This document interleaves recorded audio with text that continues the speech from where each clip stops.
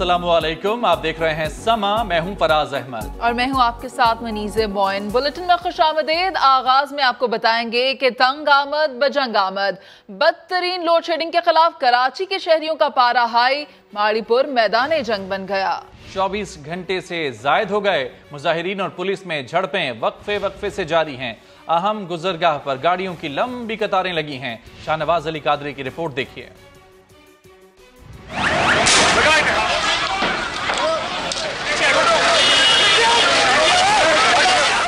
ये मनाजिर हैं कराची के माड़ीपुर रोड के, जहां कई दिन से बिजली से महरूम लियारी वालों ने रात के बाद दिन में भी धरना जारी रखा।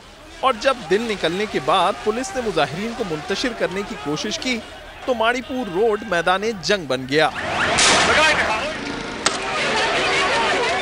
झड़पों के दौरान मुजाहिरीन भी जख्मी हुए और पुलिस एहलकार भी।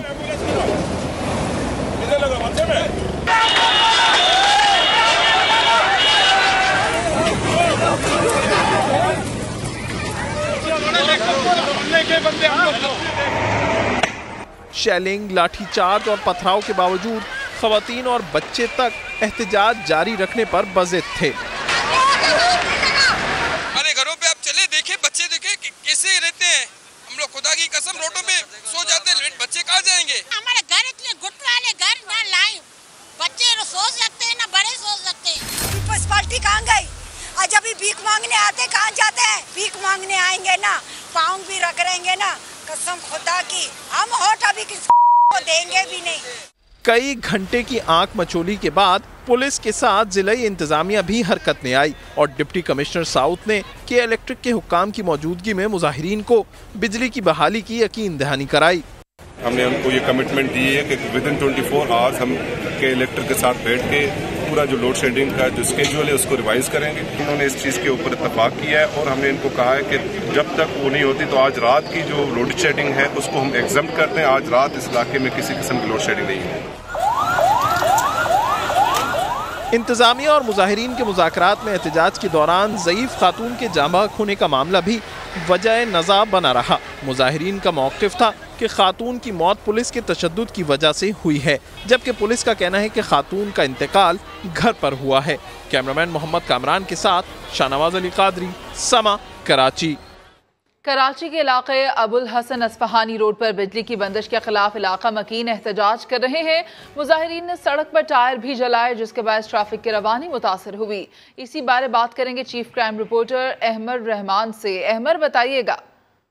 जी बिल्कुल, अबू हसन अस्फहानी रोड पर इस वक्त इलाका मकीनों की जानिब से एहतजाज किया जा रहा है। बिजली की बंदिश के खिलाफ, तवील लोड शेडिंग के खिलाफ ये एहतजाज किया जा रहा है। टायर जलाकर जो दोनों रोड हैं वो जो है वो ब्लॉक कर दिए हैं मुजाहिरीन ने और इस वक्त जो है वो शदीद नारेबाजी भी की जा रही है। कोशिश ये की जा रही है जो पुलिस वहां पर मौजूद है कि किसी तरह मुजाहिरीन से मुज़ाकरात किए जा सकें ताकि सड़क जो है वो ट्रैफिक के लिए खोली जा सके। जी ठीक है अहमद, अपडेट करे थे, शुक्रिया आपका। यहाँ आपको बताते चलें कि मुजाहिरीन और पुलिस में वक्फे से झड़पें भी देखने में आई हैं और कराची का इलाका अबुल हसन अस्फहानी रोड बताया जा रहा है, जहाँ बिजली की बंदिश के खिलाफ इलाका मकीन सरापा एहतजाज है। मुजाहिरीन ने सड़क पर टायर भी जलाए, जिसके बाद ट्रैफिक की रवानी मुतासर हुई है। कराची का इलाका है अबुल हसन अस्फहानी रोड, जहाँ बिजली की बंदिश के खिलाफ इलाका मकीन सरापा एहतजाज हैं।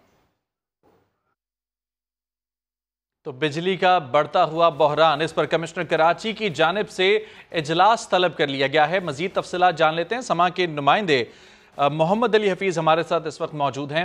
अली हफीज़, बताइए, बहरान अब काबू से बाहर हो चुका है, मसाइल बढ़ते जा रहे हैं, शहरियों की जानिब से शिकायत बढ़ती जा रही हैं, एहतजाज किए जा रहे हैं। कमिश्नर कराची की जानिब से अब ये इजलास तलब किया गया है, क्या तफसीलात हैं? मोहम्मद अली हफीज़ से हम रब्ता कर रहे हैं, एक दफ़ा फिर आपको आगाह करें। शहर भर में लोड शेडिंग का जिन अब काबू से बाहर हो चुका है, शहरियों के सब्र का पैमाना लबरेज हुआ तो वो सड़कों पर आ चुके हैं। 24 घंटे से जायद का वक्त गुजर चुका है। माड़ीपुर का ये इलाका जहां एहतजाज किया जा रहा है, बिजली की फराहमी का मुतालबा किया जा रहा है, लोगों पर तशद्दुद किया जा रहा है और गम व गुस्से से लबरेज ये लोग पुलिस पर पथराव भी कर रहे हैं। ये तमाम तरह सूरत हाल है जो कि कराची में इस वक्त देखी जा रही है। चेयरमैन तहरीक इंसाफ इमरान खान का कहना है कि हुकूमत कराची में एहतजाज करने वाले शहरियों पर तशद्दुद ना करे, उनके मसाइल को सुने। इस्लामाबाद में न्यूज कॉन्फ्रेंस करते हुए इमरान खान ने कहा कि हुकूमत बताए कराची जैसे शहर में गर्मी के अंदर लोड शेडिंग क्यों हो रही है। अगर आपको ये बाहर निकल रही है आज और मुजाहरे कर रही है तो आपको बजाय ये डंडा का इस्तेमाल करने का और ये जो आप उनके ऊपर तशद्दुद कर रहे हैं, एक डेमोक्रेटिक हुकूमत लोगों को बताती है, अपने मसले बताती है और लोगों के दुख और दर्द सुनती है। लोग तकलीफ में हैं। किधर गई बिजली, किधर थी हमारे दौर में 3.5 साल में? क्यों नहीं ऐसी लोड शेडिंग थी? तो क्या हुआ कि एकदम लोड शेडिंग भी शुरू हो गई है और लोड शेडिंग भी शहरों के अंदर और कराची में जिस गर्मी के अंदर लोड शेडिंग है वो क्या आपकी कोई तैयारी नहीं थी? क्या हुआ? बिजली तो है यहाँ मुल्क में। वफाकी वज़ीर इत्तलाआत मरियम औरंगज़ेब ने साबिक हुकूमत को लोड शेडिंग का जिम्मेदार करार दे दिया। उनका कहना है कि तहरीक इंसाफ ने बिजली की कमी पूरी करने के लिए मंसूबे नहीं लगाए। हम ईंधन का बंदोबस्त करके और रुके हुए मंसूबे चलाकर बहरान पर काबू पाएंगे। 4 साल जो मुल्क के ऊपर अजाब रहा, तवानाई का शोबा है वो मईशत के शोबे की तरह बर्बाद और तबाह हुआ। डिमांड और सप्लाई का गैप है, इसमें किसी किस्म की फैसला साजी है वो नहीं की गई। पिछली हुकूमत के ऊपर इल्ज़ाम डालकर उनकी तरह मातम नहीं कर रहे। फ्यूल का भी बंदोबस्त करें और इंटरनेशनली आपको पता है कि इस वक्त अदम मौजूदगी है, फ्यूल्स के अंदर कमी है और अगले आने वाले महीनों में सख्ती ज़रूर आएगी। रुके हुए मंसूबों को चलाएंगे और फ्यूल का बंदोबस्त करके डिमांड और सप्लाई के गैप को भी ख़त्म करेंगे। इशफाक डार साहब के खिलाफ जो केसेस हैं वो आप सबको उनकी हकीकत मालूम है। जब मुश्किल आई पाकिस्तान के ऊपर तो उन्होंने अपना किरदार अदा किया और बड़ा मस्बत सिमत को ठीक करने के लिए जो उनका किरदार है उससे ना आप झुटला सकते हैं उसको, ना मैं और ना पाकिस्तान की आवाम। जिस तरह उनके ऊपर झूठे केस बनाकर वो उनको भेजा गया था, मेरा दिल करता है वो कल वापस आए। वो इस वक्त भी मुशावरत का हिस्सा हैं और इंशाल्लाह बहुत जल्द पाकिस्तान IMF से कर्ज प्रोग्राम की बहाली की जानिब अहम पेशरफ्त। आलमी मालियाती इदारे ने memorandum of economic and financial policies का मसवदा पाकिस्तान को फराहम कर दिया है। वज़ीर ख़जाना मिफ्ताह इस्माइल ने अपनी ट्वीट में तस्दीक भी कर दी है। कहा, मुल्क के दिवालिया होने का ख़तरा टल चुका है, पाकिस्तान को खुद इन्हिसारी की तरफ ले जाना मिशन है। पाकिस्तान दिवालियापन के खतरे से निकल चुका है, पाकिस्तान आउट ऑफ डेंजर है, कोई डिफ़ॉल्ट का अब चांस नहीं है। वज़ीर ख़जाना की कौम को खुशखबरी, IMF कर्ज प्रोग्राम की बहाली करीब आ गई। Memorandum of economic and financial policies का मसवदा मौसूल हो गया। हुकूमत पाकिस्तान को IMF की तरफ से एक MEFP मिला है। 7वीं ट्रांचेज थी वो $900 मिलियन की थी, 8वीं ट्रांचेज तकरीबन $1 बिलियन की थी, तो वो कंबाइंड इंशाल्लाह हो जाएगी। मिफ्ताह इस्माइल कहते हैं मुश्किल फैसलों में कौम ने साथ दिया, मुआशी खुदमुख्तारी असल हदफ है। हमने पेट्रोल महंगा किया, हमने डीजल महंगा किया और मुझे बड़ा फ़ख्र है इस पाकिस्तानी कौम से, मेरी कौम से, कि ये कौम समझी है, ये कौम पागल नहीं, ये समझी है कि ये हुकूमत को दुश्वारी थी, मुल्क खुदा न खास्ता दिवालियापन की नैज पे था, इसलिए ये काम करना पड़ा और गरीब लोगों ने हमारा साथ दिया है। और जब गरीब लोगों ने हमारा साथ दिया तो फिर हम अमीर लोगों को भी टैक्स नेट में लेकर आए। जो मुश्किल फ़ैसले करने थे वो किए हैं और अगर आइंदा भी कोई मुश्किल फैसले करने होंगे तो जरूर करेंगे। वज़ीर ख़जाना मिफ्ताह इस्माइल ने मजीद कहा कि मईशत के इस्तेहकाम के लिए हर तबके को किरदार अदा करना होगा। बिल्डर्स, कार डीलर्स और फर्नीचर के कारोबार से वाबस्ता अफराद को टैक्स नेट में लाएंगे। फैसले सियासी मफादात से बालातर होकर कर रहे हैं। मनसूबाबंदी के वफाकी वज़ीर एहसन इकबाल का कहना है कि पॉलिसियों के अदम तसलसल की वजह से तरक्की का सफ़र जारी नहीं रह सका।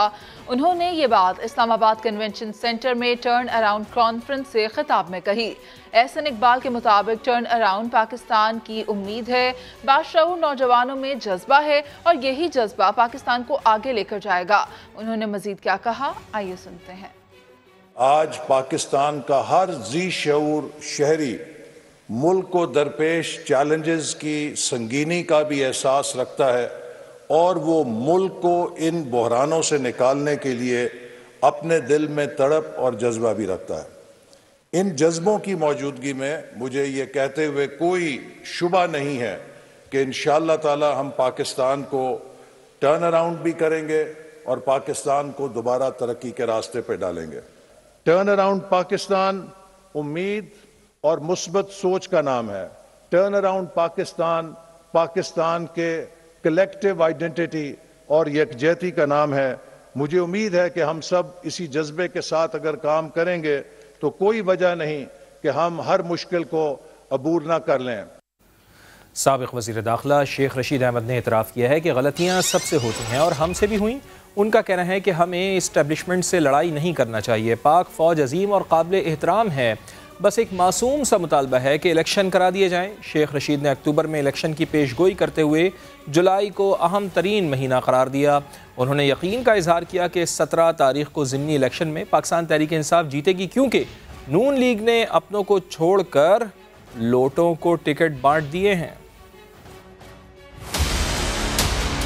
गलतियां सबसे हो जाती हैं, हमसे भी होती है, हमसे भी गलतियां होती। हमारी फौज अजीम फौज है, हम एस्टेब्लिशमेंट से लड़ना नहीं चाहते। हमारा मासूम सा एक मुतालबा है कि इलेक्शन करवाए जाए। मैं आपको अक्टूबर में इलेक्शन की डेट दे रहा हूं और जुलाई को अहम तरीन महीना करार दे रहा हूं। अब यही टाइम रह गया है कि मरियम महंगाई के खिलाफ मार्च करे। इस मुंह से मरियम इन लोटों के लिए वोट मांगे। मरियम रात को सोचे कि जिन लोगों ने उनके लिए मारें खाई, जुस्तजू की, जिद्दोजहद की, उनको तो खुडे लाइन लगा दिया गया। जिन लोटों ने पेमेंट ली, डॉलरों में भी पेमेंट ली, उन लोटों को आपने टिकट दे दिया। ये इलेक्शन उलट होगा। लाहौर बदल चुका है और लाहौर से पीटीआई जरदारी ने नून लीग से अपना इंतखाब।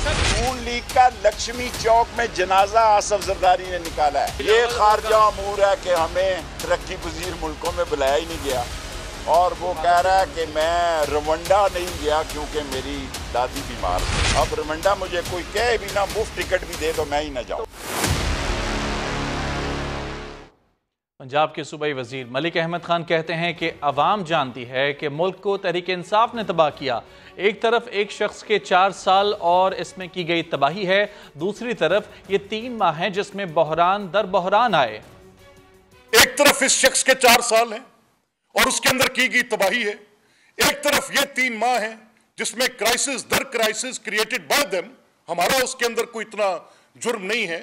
इनके गवर्नर जो थे वो कितने को आईनी इकदाम करते रहे, इनके सदर जो सदर हाउस में बैठे हैं वो कितने को आईनी इकदाम करते रहे, इनके स्पीकर परवेज इलाही किस आइन की पासदारी कर रहे। कोई एक शख्स भी इस बात को मानने से इनकारी हो सकता है कि पाकिस्तान की तारीख की बदतरीन पॉलिटिकल विक्टिमाइजेशन इन 3 सालों में है। इलेक्शन कमीशन का NA 245 कराची के ज़िमनी इंतखाबात में फ़ौज और रेंजर्स तैनात करने का फैसला। कन कोर्ट में इलेक्शन कमीशन के अमले के अगवा पर IG से 3 दिन में रिपोर्ट तलब कर ली गई है। सिंध में बल्दियाती इंतखाबात के दौरान 2 अमवात के जिम्मेदारान के खिलाफ कार्रवाई का हुक्म भी दिया गया है। इस्लामाबाद से देखिए जुल्करनैन इकबाल की रिपोर्ट। सिंध में इंतखाबात के दौरान पुरतशद्दुद वाक़यात पर इलेक्शन कमीशन ने सख्त बरहमी का इज़हार कर दिया। NA 245 कराची के ज़िमनी इंतखाबात के हवाले से बड़ा फैसला। हसास पोलिंग स्टेशन पर फौज और रेंजर्स के जवान तैनात किए जाएंगे।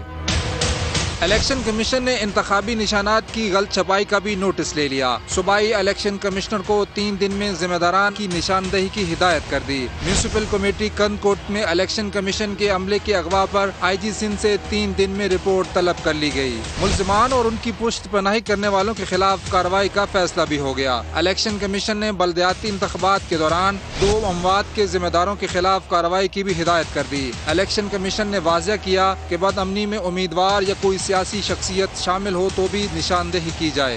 इलेक्शन कमीशन ने MPA के बेटे की जानिब से खातून प्रिजाइडिंग ऑफिसर के साथ बदतमीजी की इंक्वायरी रिपोर्ट भी तलब कर ली। इलेक्शन ड्यूटी से गैर हाजिर अमले के खिलाफ सख्त कार्रवाई का भी हुक्म दे दिया गया।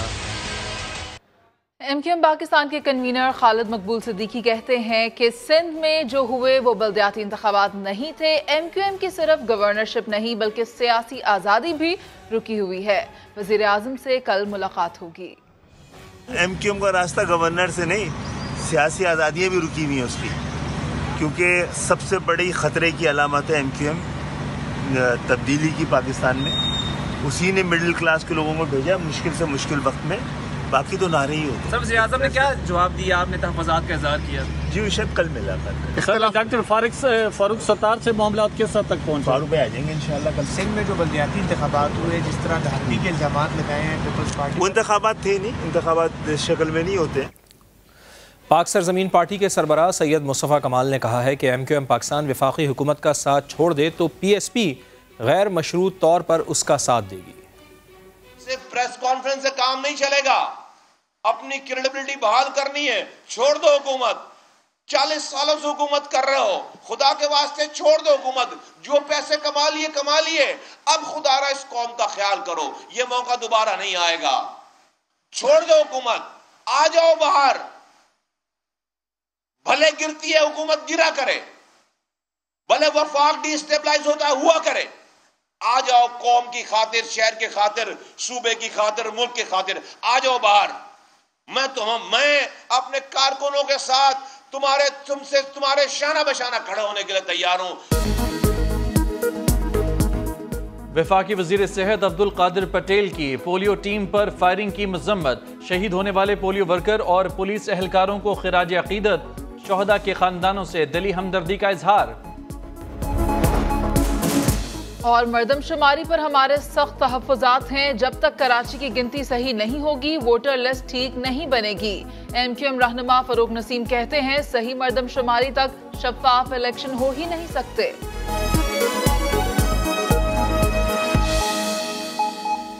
FBR ने मौजूदा माली साल के दौरान रिकॉर्ड 6000 अरब रुपए से ज़्यादा टैक्स जमा कर लिया है। 6100 अरब रुपए का नजरसानी शुदा टैक्स हदफ पूरा करने और शॉर्ट फॉल से बचने के लिए अगले 2 रोज़ में मजीद 100 अरब रुपए जमा करना होंगे। इस्लामाबाद से देखिए शकील अहमद की रिपोर्ट। पाकिस्तान में टैक्स महसूलात के शोबे में नया रिकॉर्ड कायम हो गया। तारीख में पहली बार FBR ने मौजूदा माली साल खत्म होने से 2 रोज कबल ही 6306 अरब रुपए खाम टैक्स इकट्ठा कर लिया। टैक्स रिफंड अदा करने के बाद 6000 अरब रुपए बच गए। ताहम माली साल के बाकी 2 दिनों में 6100 अरब का हदफ पूरा करना मुश्किल दिखाई देने लगा। हुकूमत ने खुद 5829 अरब का सालाना टैक्स हदफ मुकर्रर किया था, जिसे IMF के मुतालबे पर बढ़ाकर 6100 अरब कर दिया गया। IMF का हदफ पूरा करने के लिए हुकूमत को वक्त कम और मुकाबला सख्त वाली सूरत हाल का सामना है। अगले 2 रोज में मजीद 100 अरब रुपए इकट्ठा करना होंगे। FBR के मुताबिक रवा माली साल टैक्स महसूलात में 29% ग्रोथ रिकॉर्ड की गई। सेल्स टैक्स की मद में सबसे ज्यादा 2773 अरब, इनकम टैक्स मुहासिल का हजम 2205 अरब रुपए रिकॉर्ड किया गया। 33% इजाफे के साथ इस साल 1007 अरब रुपए की कस्टम ड्यूटी और 13% ग्रोथ के साथ 319 अरब 60 करोड़ की एक्साइज ड्यूटी भी वसूल की गई। इस तारीख साज कामयाबी पर चेयरमैन FBR ने पूरी टीम और कौम को मुबारकबाद दी है। शकीला समा, इस्लामाबाद। वफाकी काबीना ने अफगानिस्तान से ट्रांसपोर्टर्स को 6 माह का मल्टीपल वीज़ा देने और हज पॉलिसी 2022 के नए मुसवदे की मंजूरी दे दी। कौमी वेस्ट मैनेजमेंट पॉलिसी भी मंजूर। वज़ीर आज़म की ज़ेर सदारत इजलास में मजीद क्या अहम फैसले हुए, जानते हैं इस्लामाबाद से उस्मान खान की रिपोर्ट में। वज़ीर आज़म शहबाज शरीफ की ज़ेर सदारत वफाकी काबीना की बैठक। सियासी, मुआशी और इलाकाई सूरत हाल पर मुशावरत के बाद 7 नुकाती एजेंडा मंजूर कर लिया गया। मुश्किलात में घिरे पड़ोसी मुल्क अफगानिस्तान के ट्रांसपोर्टर्स को 6 माह के मल्टीपल वीजों के इजरा समेत दीगर अहम फैसले। वफाकी वज़ीर इत्तलात मरियम औरंगजेब ने तफसीलात भी बता दी। जो वर्कर वीजा कैटेगरी अफगानिस्तान का है पाकिस्तान के साथ, उसके अंदर सब कैटेगरी को शामिल किया गया है, जिसमें ड्राइवर्स, ट्रांसपोर्टर्स और हेल्पर्स की एक कैटेगरी को ऐड करके ऑनलाइन वीज़ा सिस्टम के अंदर उसको मुतारिफ कराया गया है। 48 घंटे के अंदर अंदर 6 महीने की मुद्दत की जो कैटेगरी है मल्टीपल एंट्री वीज़ा, उसका मंजूरी दी गई है। जो मरीज़ आते हैं मेडिकल ग्राउंड्स के ऊपर, उसके वीज़ा नरमी की भी तजवीज़ इसमें शामिल है। नेशनल हैज़रस वेस्ट मैनेजमेंट पॉलिसी आज मंजूर की है। वफाकी काबीना ने तवानाई की बचत के लिए चौधरी सालक हुसैन की सरबराही में कमेटी कायम करके ताजरों से मुलाकात का टास्क सौंप दिया। पोलियो टीमों पे हमलों पर इज़हार तशवीश करते हुए वजारत दाखिला से तफसीली रिपोर्ट मांग ली। इजलास में इक्तसादी राब्ता कमेटी के 22 जून और काबीना की लेजिस्लेटिव कमेटी के 23 जून के फैसलों की तौसीक भी की गई है। स्पीकर पंजाब असम्बली चौधरी परवेज इलाही ने कहा है कि बजट सिर्फ पंजाब असम्बली में ही पास होगा और ये आईनी और कानूनी होगा। अदालत का पूरा फैसला आने दें, हम पूरा इलेक्शन लड़ेंगे। नहीं, इलेक्शन अच्छी बात है, इलेक्शन लड़ेंगे, 100 दफा भी इलेक्शन होगा, अदालत का फैसला पूरा आ लेने तो इंशाल्लाह बिल्कुल लड़ेंगे हम इलेक्शन। तो ये जो इजलास हो रहे हैं, जो सब देखिए इधर आप स्पीकर हैं प्रॉपर, आप वो इजलास गैर कानूनी है, कहेगी कि ये गलत हुआ। तो जो सब उधर बजट भी पास हुआ है, सारा जो चल रहा है मामला, तो उसकी क्या कानूनी हैसियत होगी? यार दोनों में से एक तो गलत है। बजट सिर्फ इस असेंबली में पास हो, आईनी और वहाँ नहीं हो सकता। लाहौर हाई कोर्ट ने वज़ीर आला पंजाब हमजा शहबाज के हल्फ के खिलाफ दायर अपीलों पर एडवोकेट जनरल को पंजाब हुकूमत से हिदायत लेकर पेश होने की मोहलत दे दी है। अदालत ने कार्रवाई कल तक मुलतवी कर दी। अरशद अली की रिपोर्ट देखिए। लाहौर हाई कोर्ट में वज़ीर आला पंजाब हमजा शहबाज के हलफ के खिलाफ तहरीक इंसाफ की अपीलों पर समाअत हुई। अदालत ने पीटीआई के वकील से इस्तफसार किया कि अगर इजलास को 16 अप्रैल की तारीख पर वापस ले जाएं और पोलिंग दोबारा हो तो बहरान से कैसे बचा जा सकता है।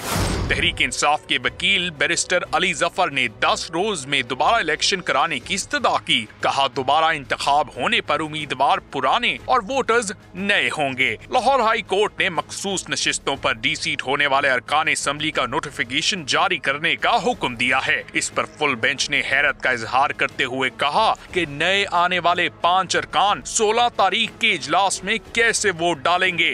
आइन कहता है जब पहले पोल में आपको 186 वोट्स ना मिले तो फिर एक सेकंड पोल होगा और सेकंड पोल उनके दरमियान होगा जो भी प्रेजेंट इन वोटिंग हैं मेंबर्स MPAs जो हैं प्रोविंशियल असेंबली के, उनमें से जो भी मेजॉरिटी ले जाएगा वो अब चीफ मिनिस्टर बनेगा। समाअत के दौरान एडवोकेट जनरल पंजाब ने वजीर आला से हिदायत के लिए 1 रोज की मोहलत मांग ली, जिसे मंजूर करते हुए अदालत ने समाअत कल सुबह 10 बजे तक मुलतवी कर दी। कैमरामैन खावर महमूद के साथ अरशद अली, समा, लाहौर।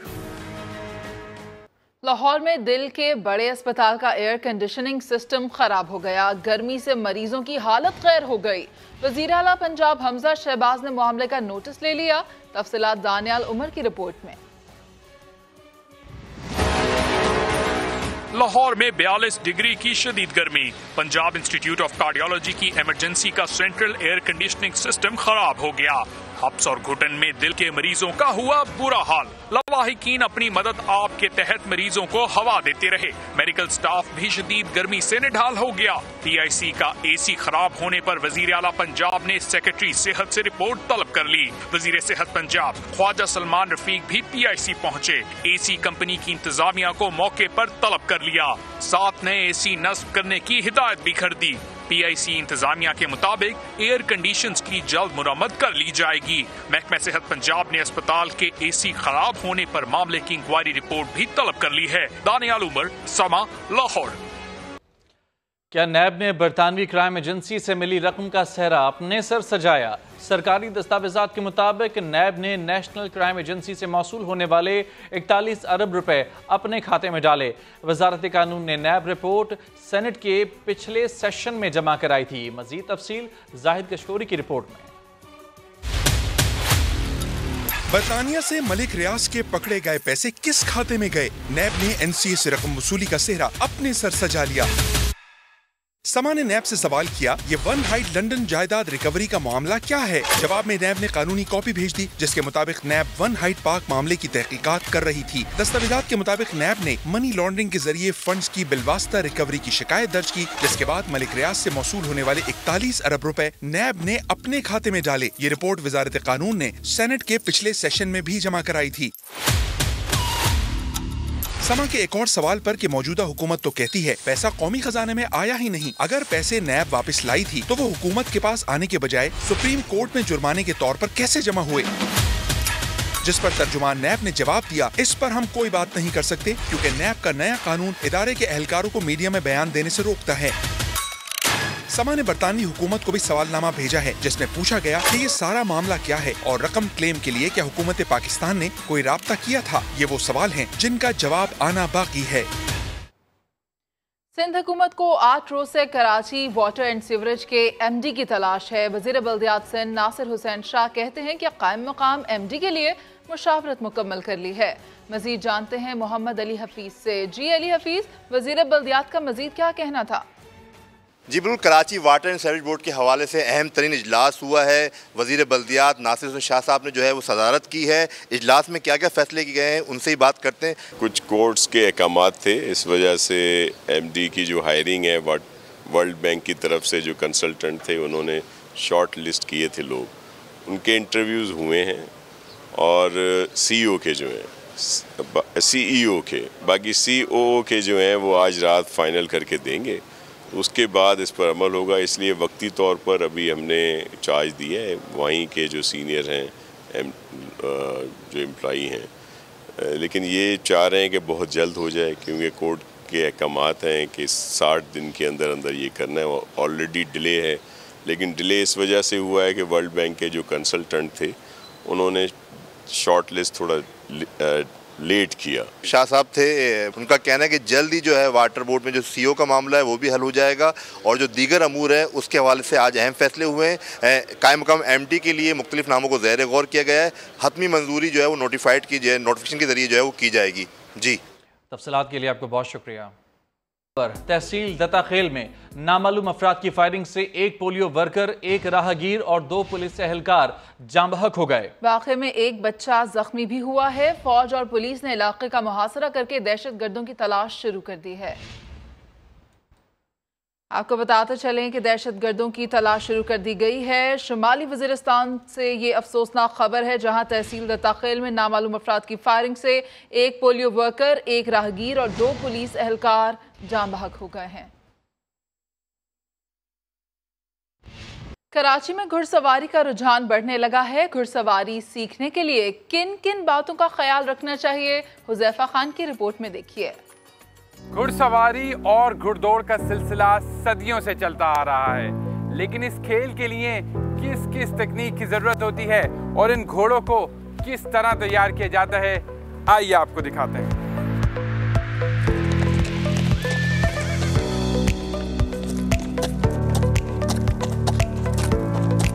तकरीबन 2 साल के बाद ये राइडिंग के काबिल हो जाता है। 2 साल के बाद इसके ऊपर सैंडल भी लगा सकते हैं, लेकिन 2 साल में आप सैंडल लगाते हैं तो इसका कद जो है वो रुक जाएगा। अगर 3 साल बाद सैंडल लगाएं तो इसका कद जो है पूरा बराबर हो जाएगा, अपनी लिमिट में आ जाएगा। उसके बाद इसकी ट्रेनिंग होती है, 1 महीना लग जाए, 20 दिन लग जाए इसको ट्रेन करने में।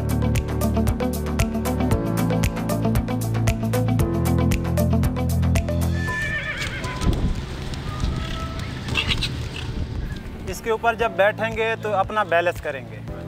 बैलेंस के अलावा ये इसकी रेंज है, ये रेस ही है, ये ब्रेक ही है, ये सब कुछ इसी रेंज में है। अगर इसको ज़्यादा खींचेंगे तो ये खड़ा भी हो सकता है, अगर नॉर्मल खींचेंगे तो ये रुक भी सकता है।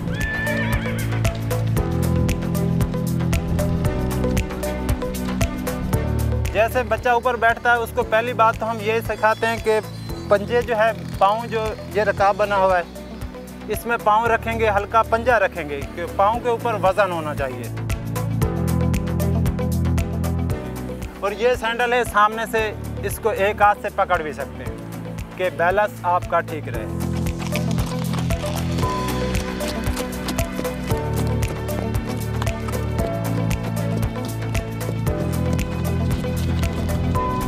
तकरीबन 4 साल का जो घोड़ा होता है वो रेस में काबिल होता है, वो रेस में उसको लगा सकते हैं। छोटे बच्चे नहीं बिठा सकते उसके ऊपर, क्योंकि उसको ट्रेनिंग करके उसको खाली उसके ऊपर राइडर ही बैठता है, क्योंकि वो बहुत फास्ट होते हैं। खुराक ये होती है, इसको चना दिया जाता है, जौ दिया जाता है, काफ़ी फ्रूट भी हैं जो इसको सेबों का मुरब्बा भी दिया जाता है। ये तो काम के हिसाब से जो राइडिंग हम 3 घंटे या 4 घंटे ले रहे हैं, इसको चला रहे हैं, तो इस हिसाब से इसको खुराक भी देते हैं। घुड़सवारी के अंदर सबसे अहम चीज़ है तवाज़ुन बरकरार रखना, लेकिन जब भी घुड़सवारी करें अपने ट्रेनर को ज़रूर साथ रखें। कैमरामैन अकबर अली के साथ हुज़ैफा खान, समा, कराची। नाज़रीन, ग्लेशियर्स के बारे में हम सिर्फ इतना ही जानते हैं कि ये बर्फ़ का एक पहाड़ होता है, लेकिन शायद बहुत ही कम लोग हैं जो कि ये जानते होंगे कि ग्लेशियर्स मुज़क्कर और मुअन्नस भी होते हैं और इनकी शादी भी होती है। ये सब कैसे होता है आपको दिखा रहे हैं खुसूसी रिपोर्ट में, जिसे तैयार किया है गिलगित बल्तिस्तान से हमारे नुमाइंदे आबिद अली ने। सूखे पहाड़ों में सरसब्ज गांव,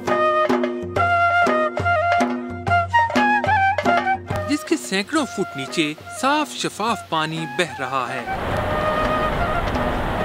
और ये पानी इस गांव तक नहीं पहुंच सकता। इस गांव में पानी लाने के लिए ग्लेशियर्स की शादी होने जा रही है।